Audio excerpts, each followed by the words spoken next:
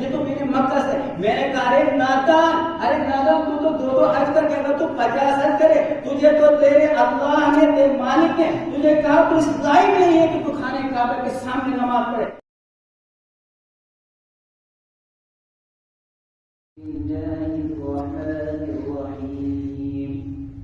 والعصر إن الإنسان لفي خسر إلا الذين آمنوا وعملوا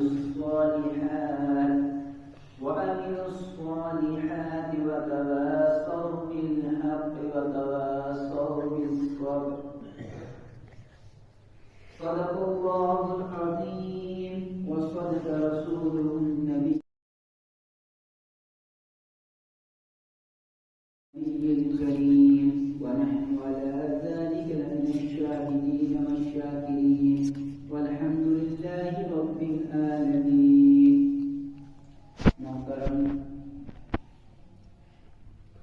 بزرگان دین, نوجوانان اسلام, اللہ رب العزت کا سدا فضل و کرم اور احسان ہے کہ جس خالق کائنات نے ہمیں اپنے اس بابرکت گھر میں جمع ہونے کی توفیق بخشی. دعا کریں اللہ رب العزت ہمیں اور ہمارے جمع ہونے کو ذریعہ ہدایت اور ذریعہ نجات بنائے. سامعین اکرام, میں نے آپ کے سامنے قرآن کریم کی ایک مختصر سی سورت العصر تلاوت کی. امام شافعی علیہ الرحمہ فرماتے ہیں لو تدبر الناس علی هذه السورة لوسعتهم, کہ اگر لوگ اس سورت پہ غور و فکر کریں, اس پر تدبر کریں, اس پر سوچیں, اس کے پس منظر کو دیکھیں, اس کو سمجھنے کی کوشش کریں, تو گویا کہ انسانیت کے لیے یہی ایک صورت کافی ہے. انسانیت کے لیے یہی ایک صورت کافی ہے کہ اس کی ہدایت, اس کی رہنمائی کے لیے. کیونکہ اللہ رب العزت نے جب اپنے اس بندے کو پیدا کیا اور پیدا کرنے کے بعد اس نے ایک دستوری حیات, منشوری حیات بھیجا, اور وہ یہی قرآن کریم ہے. تو اگر سوچا جائے تو اس صورت میں پورا لب لباب, یہ سورہ عصر کے معنی آتے ہیں نچوڑنے کے, گویا کہ پورا قرآن کا نچوڑا ہوا مطلب پورا حال اس میں اللہ رب العزت نے بیان کیا. اب انسان آج کل ہمارا جو حال ہے, اللہ رحم فرمائے, کیا اللہ رحم فرمائے, ہم مسلمان جو ہیں اپنے آپ کو مسلمان کہتے ہیں, لیکن خبر یہ ہے کہ ہم اپنے آپ سے ہی بے خبر ہیں کہ مسلمان کا پتہ ہی نہیں کہ مسلمان کا مطلب کیا, اس کا مقصد کیا ہے. اب ہم نے یہ سوچا ہے کہ صبح اٹھنا ہے, شام کو جاگنا ہے, صبح یہاں سے ہم نے مارکیٹ جانا ہے, شام کو واپس آنا ہے. صرف ہم نے یہی سوچا ہے کہ یہاں سے پیسہ آئے, وہی ہمارا مقصد ہے. گویا کہ ہم اپنے اصلی مقصد کو, اپنے حقیقت کو بھول چکے ہیں. تو دعا کریں کہ اللہ رب العزت ہمیں اپنے اصلی مقصد کو سمجھنے کی توفیق عطا فرمائے. سامعین اکرام, اللہ رب العزت قسم کھا کر بیان فرماتے ہیں کہ والعصر, قسم ہے زمانے کی, والعصر قسم ہے زمانے کی, ان الانسان لفی خسر, یہ انسان جو ہے یہ گھاٹے میں ہے, یہ خسارے میں. الا الذین آمنوا, آگے مستثنی کیا ان لوگوں کو, الا الذین آمنوا, مگر وہ لوگ جو ایمان لائے. آمنو, لفظ آمنو جو ہے کہ آمن یؤمن ایمان, کہ ایمان لانا, ماننا. اب ہم اپنے آپ کو دیکھیں, ہم اللہ کی کتنی مان رہے. الا الذین آمنوا وعملوا الصالحات, کیا ایمان لایا اور عمل صالح کیا. وتواصوا بالحق, اور حق کی تلقین کرتے رہے. وتواصوا بالصبر, اور صبر کرتے, جو مسائل, جو علامات, جو پریشانی ہوئے اس پر صبر کرتے رہے. تو آج ہم ٹھنڈے دماغ سے ہم سوچیں کہ ہم نے, اللہ رب العزت نے ہمیں یہ جسم عطا کیا, اللہ رب العزت نے ہمیں ہر ایک نعمت عطا کی کہ وہ ہم ان لوگوں سے پوچھیں. کیا اپنے جسم کی نعمتوں کے بارے میں ہم ان لوگوں سے پوچھیں جو ہسپتالوں کے اندر ہیں، جن کی سرجریاں ہو رہی ہیں، جن کی ایک آنکھ کی قیمت لگائی جاتی ہے کہ ایک آنکھ لگانے کہ اس کا سیل آپ کو کتنے تک لگے گا، ایک فٹ پائپ اس کو لگتے ہیں کہ اس کو یہ فٹ پائپ کتنے کی آتی ہے، کسی کا دل خراب ہو گیا کہ اس کو دل لگانے میں کتنی قیمت لگتی ہے، کیا اس کی کوئی گارنٹی ہے؟ کوئی گارنٹی نہیں ہے۔ اس سے پہلے 2-3 سال کا دوڑا گیا ہوا کیا ہے کہ اس ایک بندے کا گردہ خراب ہو گیا کہ اس کی بیوی نے اسے اپنا گردہ تحفے میں دیا، کیا اپنی بیوی نے اپنے شوہر کو گردہ تحفے میں دیا، پھر بچتے بچتے وہ کم و بیش 1 سال تک بچا، پھر بھی بیچارہ وہ اس دنیا سے چلا گیا۔ لیکن اللہ رب العزت نے ہمیں تمام نعمتیں عطا کی اور ہم سے کوئی قیمت نہیں مانگی۔ کیا ہم سے ہمارے جو اعضاء ہیں، ہماری جو آنکھیں ہیں، ہمارے جو ہاتھ ہیں، ہماری جو عقل ہے، ہماری جو تمام جو بدن کے جتنے بھی ہماری ضروریات تھی وہ تمام چیزیں عطا کی، لیکن کسی ایک کی قیمت ہم سے نہ مانگی۔ اور ہمیں پتہ ہے کہ یوں ہی ہم بن گئے اس دنیا میں آئے، لیکن افسوس کہ یہ انسان ایک ناقدر بن چکا ہے، یہ انسان اسی خالق کا نافرمان کہ جس خالق نے اس کو تمام چیزیں عطا کی کہ بن مانگے ہی ہمیں عطا کی۔ اگر یہ انسان غور و فکر کرے کہ جس دن میں پیدا ہوا ہوں، جس دن ہم پیدا ہوئے ہیں، اگر ہم سوچیں کہ اس دن بہت ساری اور مخلوقات میں بھی بہت ساری چیزیں پیدا ہوئی، اس دن بہت سارے جانور پیدا ہوئے، اس دن بہت سارے سانپ پیدا ہوئے، اگر ایسا بھی ہو سکتا کہ ہمیں بھی کسی دوسری مخلوق میں پیدا کرتا، لیکن نہیں، اللہ نے ہمیں عزت کی، اللہ نے ہمیں اشرف المخلوقات میں پیدا کیا، لیکن اگر ہم اس کے باوجود بھی ہم اپنے اس خالق کو، اپنے اس مالک کو بھول بیٹھے، ہم اپنے اس حقیقت کو بھول بیٹھے، تو ہمارا کیا فائدہ؟ تو ہم جیسا ناقدر کون ہو سکتا ہے؟ انسان کو یہ سوچنا ہے، نہ ہم نے کبھی اپنی خالق کے سامنے، نہ اپنے مالک کے سامنے ہم نے یہ درخواست کی ہمیں انسان پیدا کرنا، اور اس کے بعد جو ہمارے اوپر فضل ہوا، احسان ہوا، ہمیں امت محمدیہ صلی اللہ علیہ وسلم میں پیدا کیا۔ کیا امت محمدیہ میں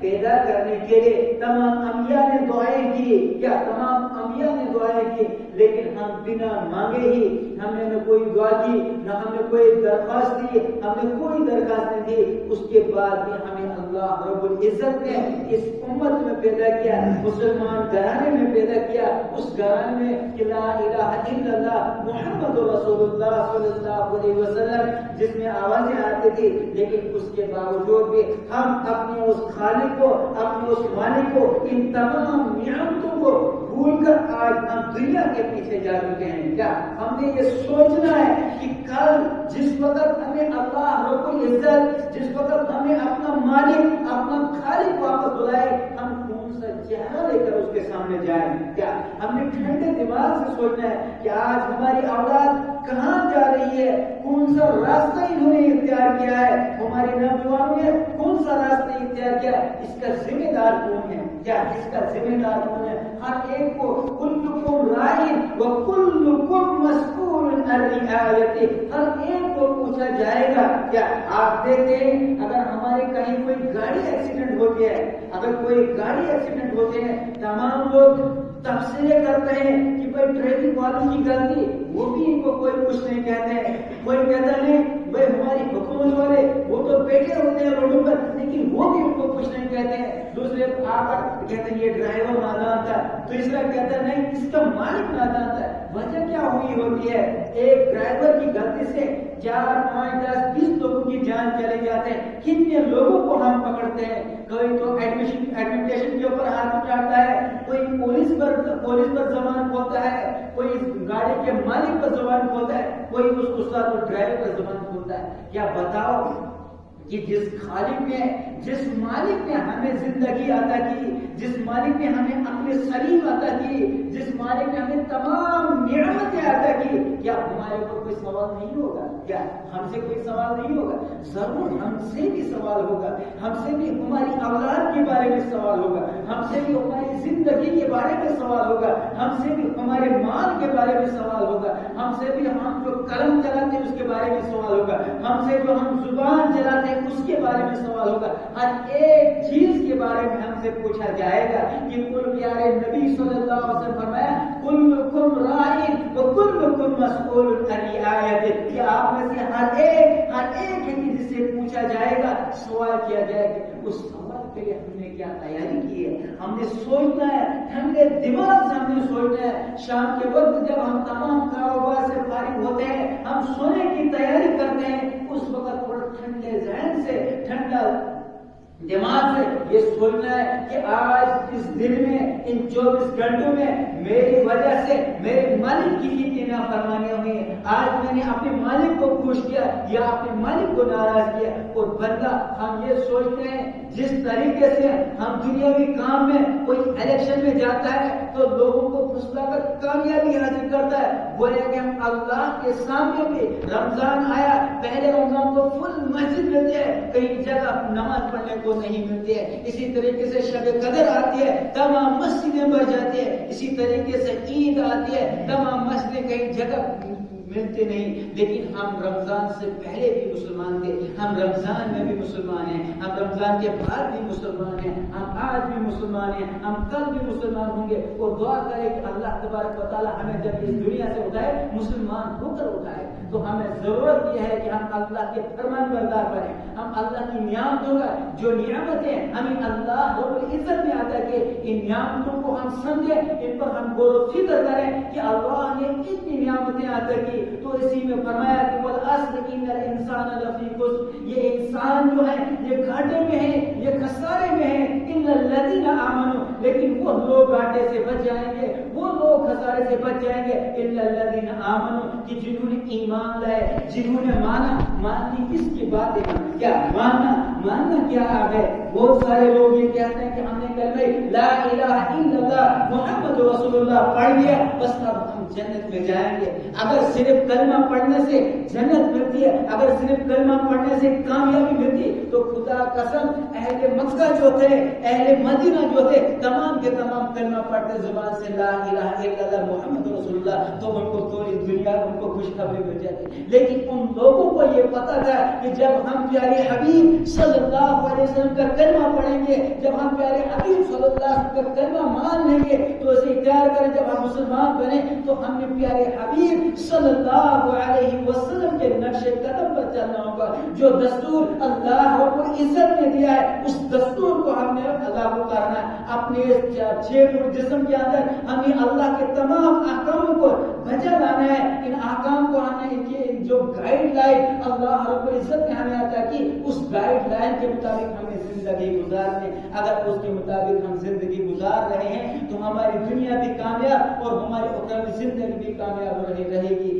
لیکن اگر ہم اس طریقے سے تو ہمیں دنیا بھی پریشانی میں اور آخر خسرہ دنیا اور آخرت۔ اور آپ دیکھ رہے ہیں آج ہر بندہ پریشان ہے، ہر بندہ معاش کی فکر میں ہے، کھا رہے ہیں، پی رہے ہیں، طرح طرح کی نعمتیں، سامنے ہزاروں نعمتیں، پھر بھی بندہ پریشان۔ ہمارے بچے کیا کھائیں گے، ہمارے بچے کل کیا کریں گے، ہمیں اس بات کی فکر ہے کہ ہمارے بچے کیا کریں گے۔ ان کے لیے کوئی روزی گزار نہیں ہے، ان کے لیے کوئی کاروبار نہیں، اپنے بچوں کی فکر میں ہے۔ لیکن جو ہمارے بچے آج جا رہے ہیں، ہمارا نوجوان معاشرہ جو جا رہا ہے آج وہ کس راستے کون سا راستہ اختیار کیا اس کی فکر نہیں کہ ہمارے بچے کو روزگار ہونا چاہے وہ کوئی بھی چیز اس بیچے، چاہے وہ منشیات میں ملوث ہو، لیکن اس کے پاس پیسہ ہونا۔ یہ ہماری سب سے بڑی کمی ہے، یہ کم فہمی ہے۔ ہمارے بچے کو سب سے پہلے یہ تربیت ہونی چاہیے کہ سب سے پہلے ہمارا بچہ مسلمان بنے، یا سب سے پہلے ہمارا بچہ نبی کا فرمان بردار بنے، سب سے پہلے ہمارا بچہ اللہ کا فرمان بردار بنے، سب سے پہلے ہمارے بچے کو اللہ کا خوف ہونا چاہیے، تاکہ جہاں وہ جائے تو اللہ نے کہا وَمَا مِن دَابَّةٍ فِي الْأَرْضِ إِلَّا عَلَى اللَّهِ رِزْقُهَا۔ اور آج ہم اس کی فکر میں نکلے کہ ہمارا بچہ کہاں سے کھائے گا۔ اس لیے ضرورت ان چیزوں کے، ہماری جو مسجدیں ہیں فرماتے ہیں کہ کہاوت ہے کہ توڑی کی کہاوت کہ جس مسجد میں پیچھے بچوں کی آواز نہیں آئے گی، جس مسجد میں نماز کے دوران پیچھے سے بچوں کی آواز نہیں تو سمجھو کہ وہ مسجد کل ویران ہوگی۔ کیا اللہ حفاظت فرمائے۔ آج ہمارے بچے، اگر کوئی بچہ آ رہا ہے، کچھ بزرگ ایسے ہوتے ہیں کہ جو ان کو بتانے کی کوشش کرتے ہیں ایسا نہیں کرنا ہے، کیونکہ آج ہم ہیں یہاں، کل جس وقت ہمیں یہاں سے اٹھایا جائے گا، جس وقت ہم دنیا سے کوچ کر کے جائیں گے تو کل ہمارے یہی بچے ہوں گے جو آپ کی جگہوں کو سنبھالیں گے. لیکن اگر ہم نے ان کو اس طریقے سے یہاں سے بگایا ہوگا تو کل ہمارے بچے بولیں گے کہ وہاں ہمارے بزرگ جو ہیں وہ ہم کو وہاں بگاتے، اس لیے ہم وہاں نہیں جائیں گے. تو بتاؤ اللہ کے سامنے ہم کیا جواب دیں گے؟ اس لیے ہمیں ضرورت ہے، اگر ہمارے پیچھے سبھی سے آوازیں بھی آئیں گی لیکن ان بچوں کو تو بھی پیار سے سمجھانا ہے تاکہ یہ آتے رہیں، ان کا رشتہ اس گھر سے جمع رہے، ان کا رشتہ اس گھر سے مضبوط ہو. یہ اس چیز کی ضرورت ہے. ہمیں اپنے بچوں کو مسجد سے لگا ہونا چاہیے تاکہ جو ہمارے بچے جو مسجدوں میں آ رہے ہیں اس وقت یہ تو انٹرنیٹ سے دور، کیا اس وقت یہ انٹرنیٹ سے دور ہے آج کل، ورنہ یہ ایسی سازشیں کی جاتے ہیں اس انٹرنیٹ کے ذریعے سے اس مسلمان کو ایمان سے ہی کھوکھلا کیا جاتا ہے اور اس کی مدد ہم خود کرتے ہیں. کیا میں نے دیکھا یہاں ایک ہمارے ایک مسجد سیکرٹری تھے کہ جو کہتا ہے میں نے 2 حج کیے، 2 حج کیے، بعد میں کیا کرتا ہے امام صاحب کے ساتھ اس کا کیا تعلق رہا؟ امام صاحب کے بچے بیمار ہو گئے، امام صاحب کے بچے بیمار ہو گئے، 2 دن امام صاحب ہاسپٹل میں رہا، تیسرے دن وہ کہتا ہے کہ بھائی آپ کو 2 دن کی تنخواہ بھی کاٹی اور تجھے چھٹی کی گئی. کیوں؟ یہ تو مسجد میں رہتا ہے. بھائی بچے، یہ امام صاحب جو ہے اس کے بچے ہاسپٹل میں، اس کا بچہ ابھی بیمار چل رہا ہے. مسجد سیکرٹری کہتا کہ میں نے بھائی 2 حج کیے ہیں، میں حج پہ گیا، میں حج ڈیوٹی گیا، وہاں مجھے ان لوگوں نے کہا کہ آپ کو یہ پوری یہ نماز ہم خانے کعبہ کے سامنے پڑھتے تھے لیکن ہمیں وہاں سے روکا گیا. میں نے بولا کیوں روکا گیا؟ بولا کہ ہمیں ڈیوٹی تھی. انہوں نے کہا کہ آپ نے اس کے علاوہ ٹائم نکالنا ہے جو آپ کو نماز میں 5 منٹ 10 منٹ 15 منٹ جو ٹوٹتے ہیں، اگر اس وقت میں آپ ہمارا کام کریں گے اس ٹائم کے بعد تو ہم آپ کو مسجد میں اذان پڑھنے کی، نماز پڑھنے کی اجازت دیں گے، ورنہ بصورت دیگر آپ نے مسجد میں ہی اپنے اس آفس میں ہی نماز پڑھنی ہے. تو اس وجہ سے اس نے وہی قاعدہ وہاں کا اٹھایا اپنے امام صاحب کو جس کو 5,000 یا 6,000 تک ہے، تو وہ ہے اس کے لیے کاٹنا، یہ تو میں نے وہاں مدینہ سے، یہ تو میں نے مکہ سے. میں نے کہا ارے نادان تو 2 حج کر کے اگر تو 50 حج کرے، تجھے تو تیرے اللہ نے، تیرے مالک نے تجھے کہا تو اس لائق نہیں ہے کہ تو خانے کعبہ کے سامنے نماز پڑھے، اس لیے تجھے وہاں بیٹھا ہے. تو ہمیں بھی ضرورت ہے ہم اللہ کے گھر میں جب جائیں ہمیں اللہ کا خوف ہو، اللہ سے ہم مانگیں. جب ہم اللہ سے مانگیں ہمیں اللہ عطا کرنے والا ہے. تو دعا کریں کہ اللہ رب العزت ہمیں کہنے سننے سے عمل کرنے کی توفیق عطا فرمائے اور اللہ ہمیں بچوں سے محبت کرنے کی توفیق اور ہمیں اپنے ائمہ کرام کی عزت کرنے کی توفیق بخشے. وآخر دعوانا الحمدللہ رب العالمین.